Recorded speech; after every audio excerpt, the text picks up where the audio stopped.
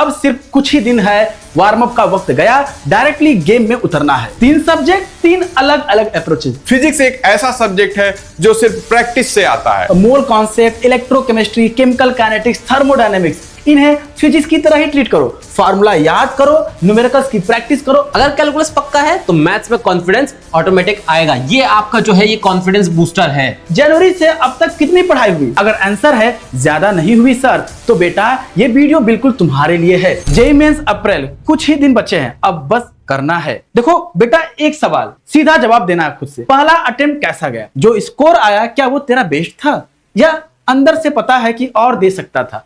अगर आंसर है हाँ और दे सकता था तो ठीक है, गलती मानो, आगे बढ़ो, क्योंकि जो गलती एक्सेप्ट करता है वही ठीक करता है, और जो ठीक करता है वही जीतता है। लेकिन एक चीज और पूछना है, जनवरी से अब तक कितनी पढ़ाई हुई? सच बोल दो खुद से, कोई नहीं देख रहा भैया यहाँ पे आपको, ठीक है? अगर आंसर है ज्यादा नहीं हुई सर, तो बेटा ये वीडियो बिल्कुल तुम्हारे लिए है। और अगर पढ़ाई हो रही है तो आज की स्ट्रेटजी से और शार्पेन कर लो खुद को। दोनों केसेस में ये वीडियो देखो पूरी, क्योंकि अब सिर्फ कुछ ही दिन है, वार्म अप का वक्त गया, डायरेक्टली गेम में उतरना है।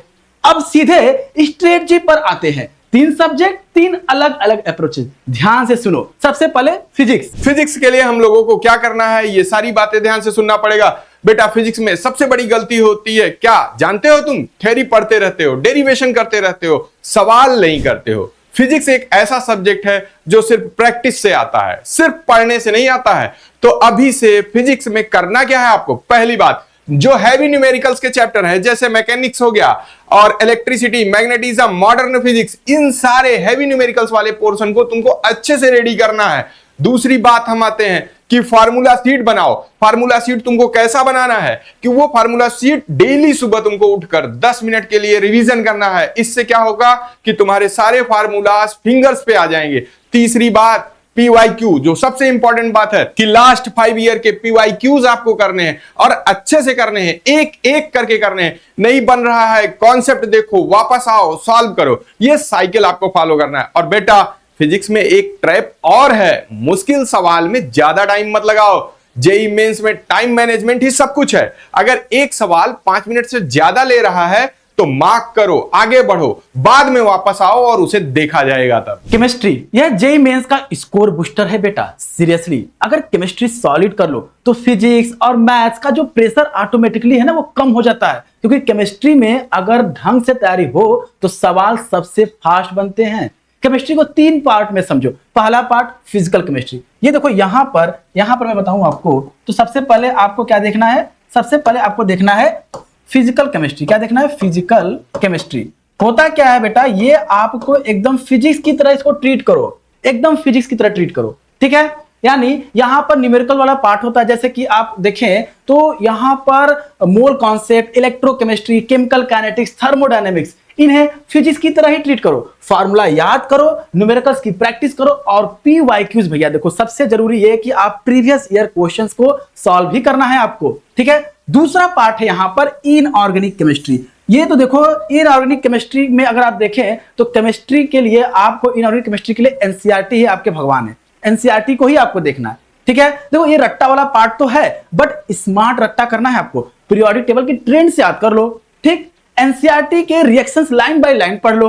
P ब्लॉक, D ब्लॉक, ये हाई यील्ड एरियाज हैं जेईई मेंस में। NCERT से बाहर मत जाओ इनऑर्गेनिक में, ठीक है? सीरियसली NCERT ही काफी है, क्योंकि मैंने भी देखा अभी जो जेईई मेंस का ये एग्जाम आया था, अभी आपका जो हुआ है जनवरी वाला, उसमें डायरेक्ट D ब्लॉक के एक रिएक्शन से क्वेश्चन दे दिया है, ठीक है? तो इन चीजों को ध्यान दो भाई। मैं पहले ही बोल दे रहा हूं कि इनऑर्गेनिक केमिस्ट्री यानी आपको सिर्फ NCERT से ही उसे पढ़ना है, ठीक है? तीसरा पार्ट पर आते हैं ऑर्गेनिक केमिस्ट्री। ये जो आपका है ऑर्गेनिक केमिस्ट्री, यहां पर क्या होता है? मैकेनिज्म्स होते हैं, लेकिन देखो ध्यान देना, मैकेनिज्म पे ध्यान देना है आपको। ये जो रट्टा वाला पार्ट है उसे छोड़ दो, ठीक है? जो भी रिएक्शंस होंगे उसमें मैकेनिज्म समझो, रिएक्शन को रटना मत, मैकेनिज्म समझो, रिएक्शन खुद याद हो जाएंगे। नेम्ड रिएक्शन एक बार सॉलिड करो। जो भी नेम्ड रिएक्शन है 12th क्लास में आपके बहुत सारे हैं, उनको एकदम अच्छे से प्रिपेयर कर लो। हाँ, मैकेनिज्म भी उनका जानना है आपको, ठीक है?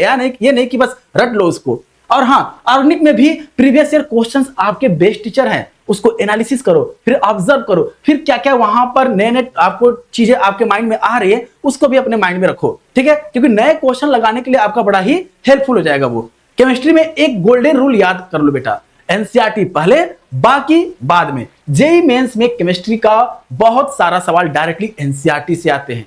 एनसीईआरटी एक बार ठीक से पढ़ लो, केमिस्ट्री में अच्छे मार्क्स पक्के हैं। मैथ्स ये वो सब्जेक्ट है जिसमें लोग या तो बहुत अच्छे होते हैं या बहुत डरते हैं, बीच का कोई खेल नहीं होता। लेकिन बेटा मैं बोलता हूं, मैथ्स डर का नहीं, प्रैक्टिस का खेल है। जेई मेंस मैथ्स में क्या आता है ज्यादा? Algebra, coordinate geometry, calculus, trigonometry, ये 4 एरियाज मैथ्स के 80% कवर करते हैं। पहली बात, कैलकुलस सॉलिड करो, लिमिट्स, कंटिन्यूटी, डिफरेंशिएशन, इंटीग्रेशन, ये मैथ्स में सबसे ज्यादा सवाल कवर करते हैं, है ना। अगर कैलकुलस पक्का है तो मैथ्स में कॉन्फिडेंस ऑटोमेटिक आएगा। ये आपका जो है ये कॉन्फिडेंस बूस्टर है, ये आपको करना ही करना है, ठीक है। इसके बाद जो दूसरी बात आती है हमारी कोऑर्डिनेट ज्योमेट्री की। कोऑर्डिनेट ज्योमेट्री एक बहुत अच्छा टॉपिक है, इसको नहीं छोड़ना होता, है ना। स्ट्रेट लाइन, सर्कल्स, पैराबोला, ये सारे के सारे वो जो टॉपिक्स हैं, ये वो है जो आपके फॉर्मूला बेस्ड होते हैं। आपको अगर इसका फॉर्मूला पता है, कॉन्सेप्ट क्लियर है, यहां से मार्क्स लाना सबसे इजी होता है। तीसरी बात, अलजेब्रा। अलजेब्रा में आपका क्या आता है? मैट्रिसेस आता है, डिटर्मिनेंट्स आता है, प्रोबेबिलिटी आता है, राइट। ये 3 हाई यील्ड टॉपिक्स हैं ना, इन्हें एक बार सॉलिड कर लो, ये आपको बहुत सारे मार्क्स देके जाने वाले हैं। और मैथ्स में सबसे इंपॉर्टेंट चीज होती है आपकी स्पीड, राइट। स्पीड क्यों? क्योंकि आपके पास टाइम होता है कम, राइट। जेईई मेंस में सवाल जो आते हैं वो आपका क्या होता है, बहुत ज्यादा टाइम कंज्यूमिंग होते हैं, इसलिए डेली प्रैक्टिस बहुत जरूरी होती है। रोज कम से कम 40 से 50 आपको मैथ्स के क्वेश्चन करने हैं, रोज कम से कम 40 से 50 क्वेश्चन। अगर आपने ये क्वेश्चन लगातार कर लिए बिना नागा किए, तो मैं लिख के देता हूं कि आपको एग्जाम में जो आपका जो टाइम और स्पीड का जो इशू है वो सॉल्व हो जाएगा, ठीक है। एक और चीज, शॉर्टकट मेथड सीखो। शॉर्टकट मेथड सीखना क्यों जरूरी है? क्योंकि जेईई मेंस में जो लॉन्ग मेथड से सवाल करोगे तो टाइम बहुत ज्यादा लगेगा। पीवाईक्यू करते वक्त देखो कि कौन से सवाल शॉर्ट मेथड से ज्यादा फास्ट हो सकते हैं। जितना ज्यादा आप शॉर्टकट मेथड यूज करोगे उतना ज्यादा आपका टाइम बचेगा और उतने ही ज्यादा आप सवाल सही कर पाओगे। तो बेटा अब हम एक सिंपल डेली प्लान बनाते हैं, ठीक है। क्योंकि प्लान बनाएंगे क्योंकि हमको पता है कि किस तरीके से प्रैक्टिस करनी है, किस तरीके की हमको रिक्वायरमेंट है। तो सिंपल अगर हम प्लान बनाने की बात करें तो सबसे पहले आपको जो मॉर्निंग का टाइम होता है, उस टाइम पे आपको सबसे आपका जो टफ टॉपिक होता है, सबसे मुश्किल सब्जेक्ट जो होता है वो आपको उठाना है। क्यों? क्योंकि आपकी उस टाइम पे एनर्जी बहुत हाई होती है, आप बिल्कुल फ्रेश माइंड से ये सारी चीजें करोगे। तो मॉर्निंग में आपको टफेस्ट टॉपिक जो है वो उठाना है, ठीक है। उसके बाद दूसरी सबसे बड़ी चीज करनी है वो है आपकी पीवाईक्यू सॉल्व करने वाली चीज। आपको दिन में 150 से 200 क्वेश्चंस पर डे सॉल्व करने हैं। दिन में 150 से 200 सवाल डेली, तीनों सब्जेक्ट के मिला के, किसी एक सब्जेक्ट के नहीं कि सिर्फ मैथ्स कर रहे हैं या फिजिक्स नहीं, तीनों सब्जेक्ट के 150 से 200 क्वेश्चन आपको रोज करने हैं। हर 3 से 4 दिन में एक फुल लेंथ आपको जो है वो मॉक टेस्ट देना है, ठीक है। हर 3 से 4 दिन में आपको एक फुल लेंथ मॉक टेस्ट देना है। इससे क्या होगा, आपको एग्जाम की प्रैक्टिस होगी। और फुल सीबीटी मोड में, कंप्यूटर बेस्ड टेस्ट जो आपका होता है, बिल्कुल उसी मोड में आपको ये पूरा टेस्ट देना है, ठीक है। बिल्कुल एग्जाम जैसी फीलिंग लेना है, 3 घंटे बिल्कुल फोकस होकर बैठना है, वो बहुत ज्यादा जरूरी है। उसके बाद मॉक की एनालिसिस करनी है। मॉक की एनालिसिस क्यों जरूरी है? कि जब आप मॉक की एनालिसिस करोगे तो आपको पता चलेगा कि आपकी स्ट्रेंथ क्या है, आपकी वीकनेस क्या है ना। उसके बाद आप एनालाइज करोगे आपसे गलतियां कहां हो रही हैं, जहां पे आपको जब वो गलतियां एनालाइज कर लोगे आप, तो फिर आप उनको ठीक करोगे और वो आपको एग्जाम में रिजल्ट देगा, है ना। इसके अलावा आपको जो चीज नहीं करनी है वो ये कि आपको प्लानिंग में टाइम वेस्ट नहीं करना है, राइट। प्लानिंग में टाइम वेस्ट नहीं करना है क्योंकि आप जितना ज्यादा प्लान करोगे, एग्जीक्यूशन जितना कम करोगे, उतना ज्यादा आपका टाइम वेस्ट होगा। इसीलिए प्लानिंग में टाइम वेस्ट नहीं करनी है, आपको एग्जीक्यूशन में फोकस करना है। एग्जीक्यूशन इज मोर इंपॉर्टेंट, ये हमेशा ध्यान रखिए। Execution is more important.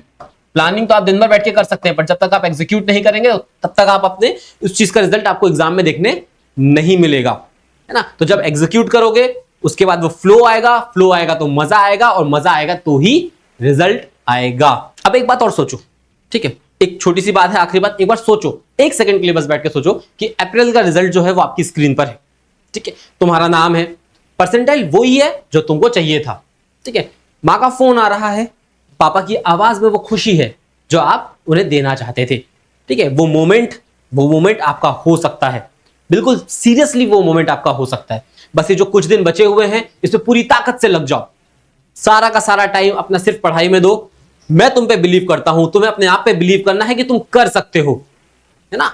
जब ये बिलीव कर लोगे, इसके बाद आपको वो रिजल्ट, वो मोमेंट, वो सब आपका हो जाएगा। तो पढ़ते रहो, जीतते रहो, बहुत सारा प्यार और दुआ। जय हिंद। Vedemy educating India.